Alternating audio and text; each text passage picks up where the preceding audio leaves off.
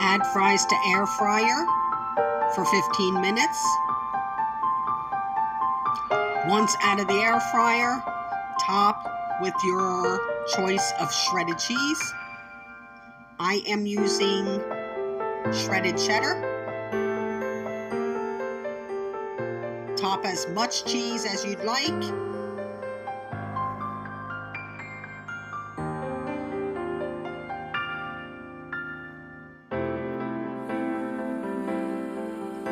Return to air fryer for an additional 5 minutes.